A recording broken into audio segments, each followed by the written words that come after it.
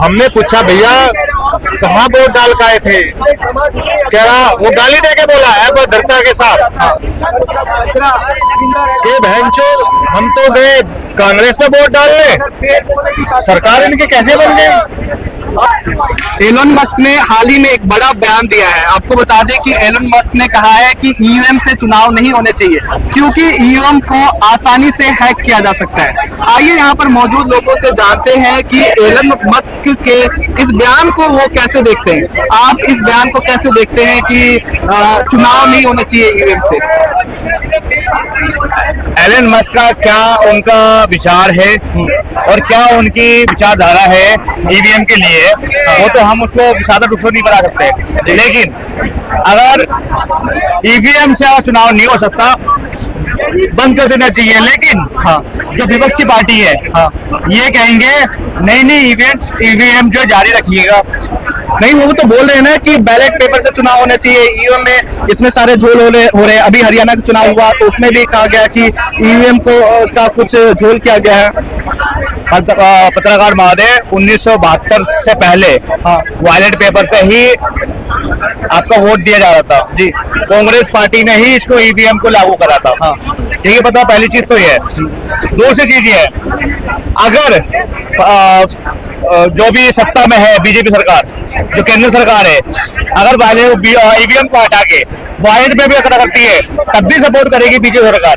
क्योंकि अगर कुछ लोगों को लगता है कि ईवीएम हैंग हो जाता है, लेकिन मैं पूछना चाहता हूँ जहां जब कांग्रेस जीतती है वहां ईवीएम हैंग क्यों नहीं होता? ये सिर्फ हैंग जहां बीजेपी जीतती है वहां भी हैंग हो जाता है। तो हरियाणा की बात की जा रही है ना कि हरियाणा में एग्जिट पोल भी बता रहा था कि कांग्रेस जीतेगी, लेकिन अचानक से बीजेपी जीत गई। सब लोग चौंक गए, बड़े बड़े राजनीतिक विशेषज्ञ चौंक गए। पत्रकार महोदय, एग्जिट पोल दिया किसने था? इलेक्शन कमीशन ने दिया था? नहीं, मीडिया ने दिया था ना। मीडिया का जो है रिपोर्ट कभी डाउन भी होता है और कभी अप भी होता है। ये एग्जिट लगाते हैं ना, तो एग्जिट कभी भी जो है सफल रिपोर्ट नहीं होता है। इन्होंने तो जम्मू कश्मीर में बोला था कि अभी कांग्रेस आने वाली है तो 2 सीट में क्यों कांग्रेस रह गई, क्यों रह गई? जब इतने सारे लोग सवाल उठा रहे हैं तो बैलेट पेपर से चुनाव क्यों ना हो भारत में? करवा दे, क्या दिक्कत है? यही जो जितनी तमाम इंडियन एयरलाइंस की जो पार्टी है वो विरोध में खड़े हो जाएंगे आगे। क्या मैं मोबाइल पे सारे लोग यही चाहते हैं ना। कोई नहीं चाहता। माधे कैसे बात कर रहे हो आप? कोई नहीं चाहता, कोई नहीं चाहता। सबको यही चाहिए ईवीएम से वोटिंग होने चाहिए, ईवीएम से होना चाहिए। लेकिन यही दोगलापंथी जो है अन्य पार्टी का क्यों नहीं आता लिखन के, जब ये जहां इनकी सरकार होती है वहां जारी पे बोलते हुए हमें तो ईवीएम ही चाहिए, वाइट पेपर जरूरत ही नहीं है।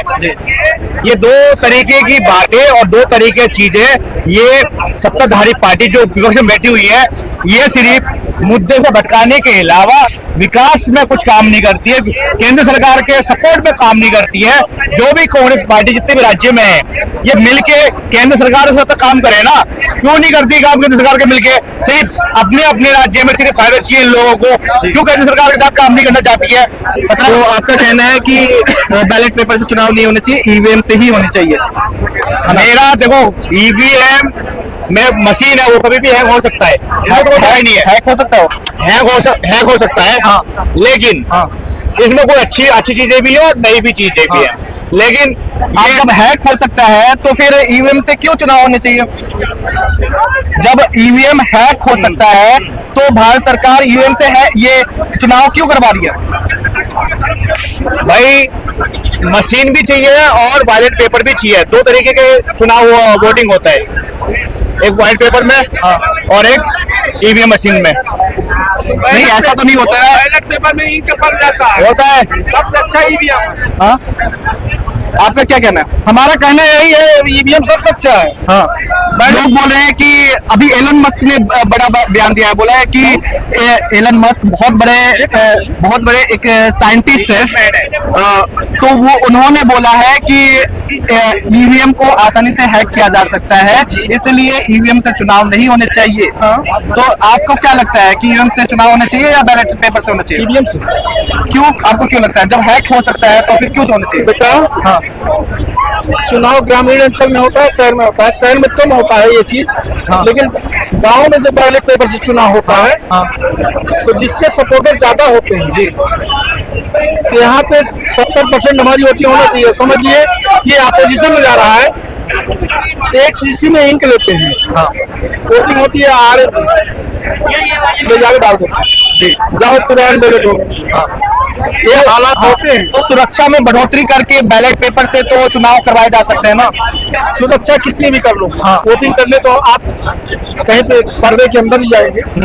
लोग बोल रहे हैं कि ईवीएम से लेकिन एक बार कंप्यूटर से हैक किया जा सकता है और वो बहुत जल्दी हो सकता है। जब सिस्टम ही हैक कर लिया जाए हाँ तो कुछ भी हो सकता है। फिर तो हाँ ये मशीन भी गायब कर दी जाए, हाँ। ये बैलेट पेपर की बॉक्स हटा के दूसरे, जब यही सब करना है, हाँ प्रशासन अगर चाहे तो ना हैक हो सकता है। हाँ। जहाँ पे बड़े नेताओं तो के यही तो विपक्षी पार्टियों के द्वारा आरोप लगाया जा रहा है कि सरकार द्वारा ईवीएम का हैक किया जा रहा है और चुनाव जीते जा रहे हैं। हैक किया जा रहा है। हाँ जहाँ पे अपोजिशन जीत जा रहा है वहाँ पे हैक नहीं होता है। अभी हरियाणा में देखिए कि एग्जिट पोल बता रहा था कि कांग्रेस सरकार जीतेगी, कांग्रेस जीतेगी, लेकिन एकदम से बीजेपी के जीत जाती है तो लोग हैरान हो रहे हैं। उन अनुभवों को दिखाई नहीं दिया। हाँ संघ जितनी मेहनत किया, हाँ। बीजेपी ने जो काम किया उनके जन जन के दिमाग में जाके उतारा कि बीजेपी ने ये काम किया है। अगर आपको पसंद है जी तो आप वोटिंग करिए, और नहीं पसंद है तो दूसरी सरकार लाइए। लेकिन केंद्र में बैठी हुई सरकार, उसका भी प्रदेश में विशेष योगदान होता है जी। विकास के लिए। अगर वो फंडिंग नहीं करेगी तो राज्य सरकार प्रदेश का विकास नहीं कर सकती। लोग बोल रहे हैं कि देश में बहुत ज्यादा महंगाई हो रही है, बेरोजगारी हो रही है, फिर भी बीजेपी कैसे जीत रही है।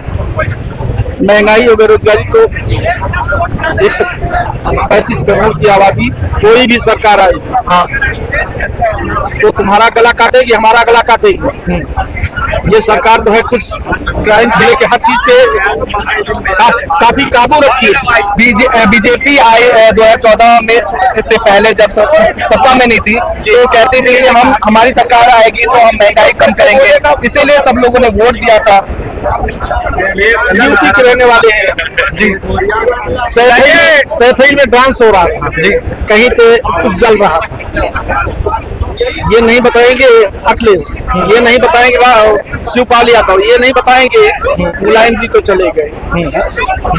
कभी पब्लिक के विषय में सोचा ही नेताओं ने, मरे हैं टोटल गरीब आदमी, निम्न लेवल के आदमी। एलन मस्क ने बोला है कि ईवीएम को आसानी से हैक किया जा सकता है, तो इसलिए बैलेट पेपर से चुनाव कराओ। तो इस पर आपका क्या कहना है। डिजिटलाइजेशन जब आया भारत के अंदर, यूपीआई या पेटीएम या गूगल पे जब आया तो उससे किसी का ना किसी को तो फायदा है जी। और जब फायदा है तो उसका साइबर क्राइम भी होगा जरूर। हाँ, जितना फायदा है उससे 80% साइबर क्राइम है। तो आप मानते हैं कि ईवीएम को हैक किया जा सकता है। मेरी बात तो सुनो जी। बात वही ला रहा हूं मैं जी। तो जब डिजिटलाइजेशन है तो मशीनें जो है, ईवीएम जो है इलेक्ट्रॉनिक मशीन है, उसको तैयार करने में इंजीनियर का बहुत बड़ा हाथ है। और इंजीनियर को जैसे वो सेट करेगा वो ऐसे ही बोलेगी। जैसे तुमने कैमरा सेट किया है जी, ऐसे ही वो ईवीएम सेट है। और वो सेट किसके द्वारा है, वो जो है जिसके अंदर वो काम कर रहा है। अगर आप किसी चैनल के द्वारा काम कर रहे हो जी, और जैसे वो गाइडलाइन देगा आप उसी के अनुसार काम करोगे जी। तो आप उसके गाइडलाइन के अनुसार काम करोगे जी। काम नहीं करोगे तो नौकरी से हाथ धोना पड़ेगा जी। ऐसे ही ये ईवीएम मशीन है। सरकार के दबाव में चुनाव आयोग है और रहेगा जी।